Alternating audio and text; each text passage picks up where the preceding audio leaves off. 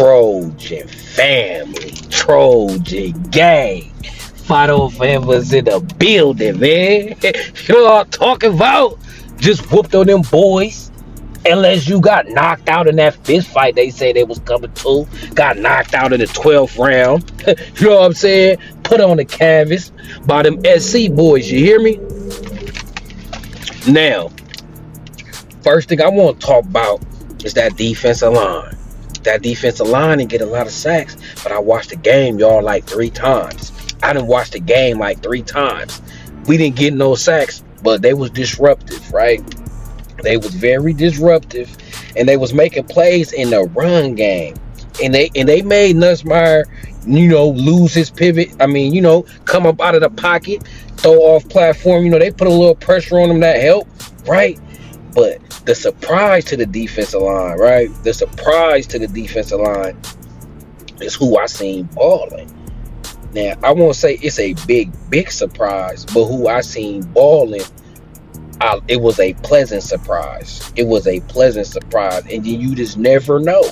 You just never know, right? So those who was balling on the defensive line, if you watch the film, Nate Clifton was a monster.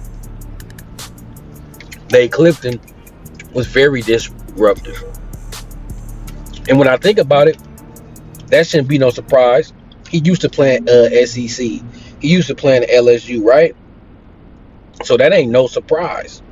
That's no surprise at all when I think about it in hindsight. But the surprise that I did see was Devon Tompkins, y'all. Devon Tompkins was a man out there. He was causing damage too. So Devon Tompkins and Nate Clifton, they look like our best defensive line out there. If y'all got a chance, go watch the game again. Number 98 and number 99 on that defensive line was doing their thing. Gavin Meyer was doing his thing as well, but I want Gavin Meyer to stay on his feet. Gavin Meyer was losing his balance a little bit. You know what I'm saying? One time he got pancaked. I didn't like that. But you're going to lose some battles sometime. It's a leverage game. The offensive lineman won that battle, pancaked him. And then another time he got tripped.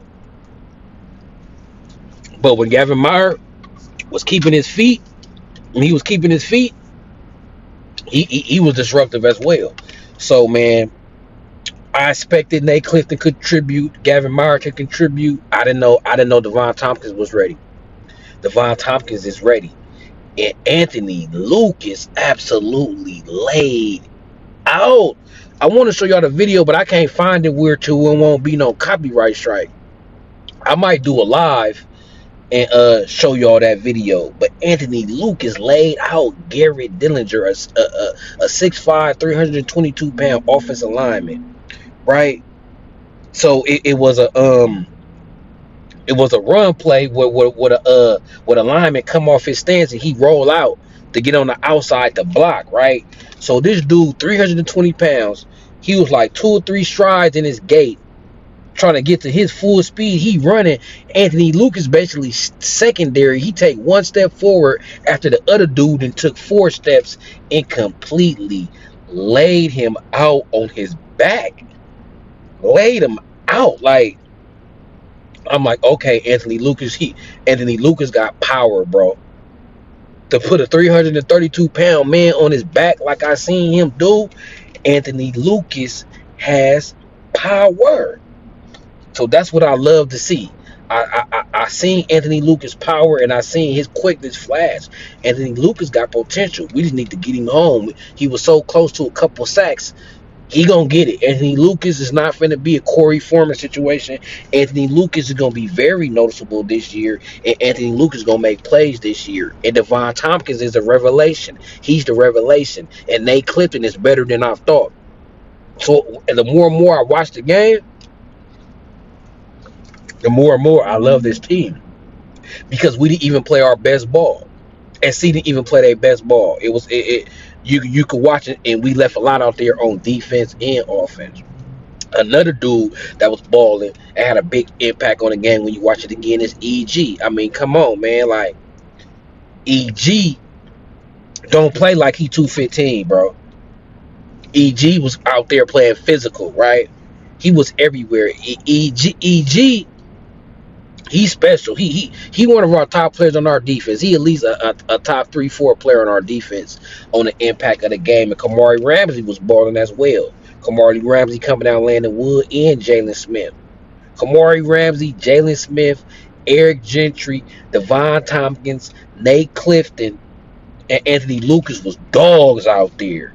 Straight dogs, right? Now, Trojan fans, I know y'all wanted me to have them receipts. And I got the receipts. I got receipts, but guess what? Exactly what I thought. Like, they all missing. That's why it ain't no fun no more in this generation of sports fans. Because people will talk trash, right? People will talk trash, but disappear if they team lose. And I don't respect that. What's the fun in trash talking? What's the fun of being fans, right? What's the fun of being fans? And when your team lose or win, you disappear. You disappear. I don't respect that. I don't respect that at all. Now, out of all the receipts I had, it was only one fan that had to apologize, right? Garrison of Scarlet and Blue Show, right? He said, USC fans, I said LSU will run y'all out the building. I apologize. I was wrong. Y'all are number 2 in my Big Ten power rankings. Respect. But I'm going to be running receipts across the screen, right? I'm recording this right now. I ain't editing it right now. But when this video get out, y'all going to see the receipts across the screen. And they was quiet. They disappeared. They went into hiding. Nobody has replied to me yet 2 days later. So it ain't even no fun. Like, USC fans, we shouldn't even engage in too much trash talk. Like, when we play Michigan, don't engage too much in it, right? When we play whoever we play, Penn State, don't engage too much in it, because if we win, they gonna disappear, bro. The biggest chirpers, they disappear when their team lose. Period. So I'm done chirping with them, right? Just make a receipt, bookmark it, but don't expect no reply. Another thing I want to talk about, the recruits. Hey man, this game then won us some recruits. The recruits that's already committed, they even more committed and down, right? But it's 2 recruits. Hold on, let me talk about Xavier Griffith. His pop said that I told y'all SC was cooking up something special. He said, I told y'all SC was cooking up something special in Cali. So Xavier Griffith pops is excited. Julian Lewis pops was at the game, right?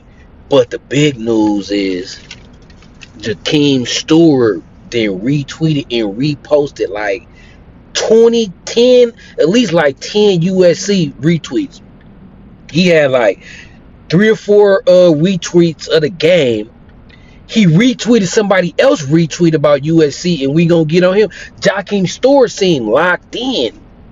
JahKeem Stewart was tweeting dog work. Like, JahKeem Stewart, if you look at his Twitter on September 1st, if you look at JahKeem Stewart Twitter, right, he's the #1 player in the 2026 class. If you look at his Twitter, September 1st, it looked like he's already an SC commit. He retweeting dog work. He retweeting great catches by USC. He didn't retweet nothing positive about LSU.